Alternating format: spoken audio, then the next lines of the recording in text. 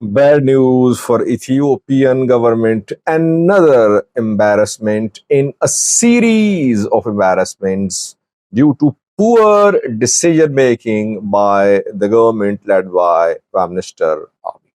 Welcome to my views and news. Thanks for watching the channel. People say, Sajid, you use this word a lot. Bad news, good news. But I leave it to you to decide how I should see this development, which I'm going to share with you. Is it a bad news? Is it a disappointment for the government or not? Let me start.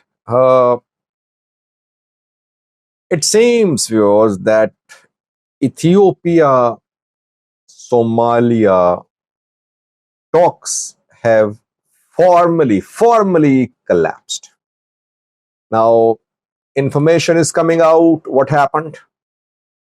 That is why we're seeing some related developments. Hassan Sheikh went to Egypt, Somaliland, Ethiopia talks restarting, Ethiopia exerting pressure on Eritrea. So all that is linked to what happened between Ethiopia and Somalia. You know that it was just a little background. Last year, January 2024, Ethiopia signed an MOU with Somaliland to gain access to sea. Under the MOU, Ethiopia would get a strip of land, 15-kilometer strip of land to build a naval base there, and Ethiopia would have sea access, full rights on the port, on the strip, on the corridor from its border to the strip. The MOU was opposed by Somalia. Eritrea and Egypt joined Somalia. Ethiopia, before this MOU, Ethiopian PM delivered a speech in 2023. It was September 2023. PM Abiy warned neighboring countries that no matter what happens, Ethiopia needs sea access. Ethiopia ready to share its profitable entities like Ethiopian Airlines, etc., but it wants sea access. And before that, before September speech of PM Abiy, Ethiopia, I think, engaged Eritrea. Eritrea did not show any response, positive response. Ethiopia turned to Somaliland, signed MOU. Somalia said the implementation of MOU would mean declaration of war. And we saw that Egypt, Eritrea, Somalia aligned. They formed an alliance. Ethiopia backed off. New government took office in Somaliland. Their Abdurrahman Ero was elected as the new president, who was not as much interested in implementing MOU as his predecessor. So the MOU was largely frozen, and then Turkey intervened. Turkey spearheaded talks between Ethiopia and Somalia to solve the issue.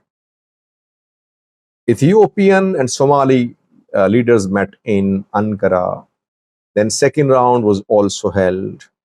But now what we have learned is that another offer by Somalia to Ethiopia has been rejected by the Ethiopian government. When they met last year, back then, Somalia offered Hobyo port to Ethiopia, which was, I think, rejected. Why? Because Hobyo is far away from Ethiopian border and it's not a fully developed port. Secondly, it passes through an area which is which is not secure. That is why Ethiopia had to say no to Hobyo. Then in February, now it has been revealed that in February, the government of Somalia made another offer to Ethiopia, which has been rejected now. This second offer was about the use of 4 ports. Any one of the 4 ports, not 4 ports, but any one of the 4 ports. Somalia said to Ethiopia that let's use one of these four ports jointly. Let's cooperate. Let's jointly operate any port out of these four ports. Obio, number one. Mogadishu, Marka, Brave. What happened? Well, not hard to guess. Ethiopia rejected. So in February, around 3 months ago, Ethiopian Foreign Minister Gideon Timotheus formally rejected the offer made by Somalia.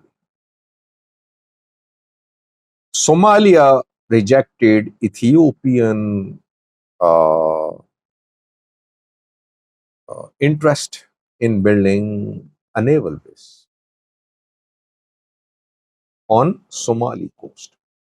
Somalia said, no, you cannot build a naval base on our coast. We can jointly use a port. Any of these four ports you can choose, and Ethiopia and Somalia will jointly operate. What happened? Rejected. Now, Somalia's offer is less attractive than the offer made by Djibouti. Djibouti offered Tajora port to Ethiopia. It said, when Djibouti's government offered Tajora port to Ethiopia, it says that Ethiopia can exclusively use Tajora port.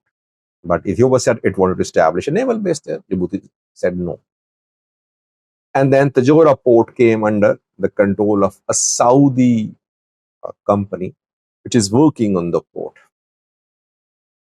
So now we can safely say that Ethiopia-Somalia talks have collapsed.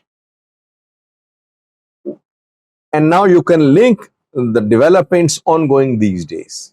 Hassan Sheikh went to Egypt. 48 hours ago, he was in Egypt. Egyptian president said that Egypt will continue supporting Somalia's forces.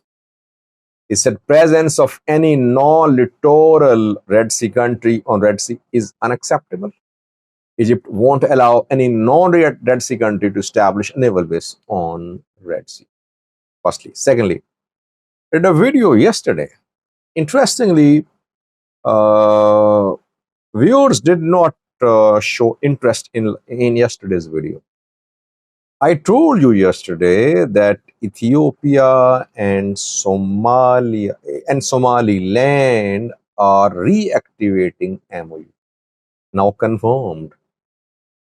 With this news coming out that in February, Ethiopia rejected the offer made by Somalia of co-using four ports. Now it has been confirmed that Ethiopia is focusing on two remaining options.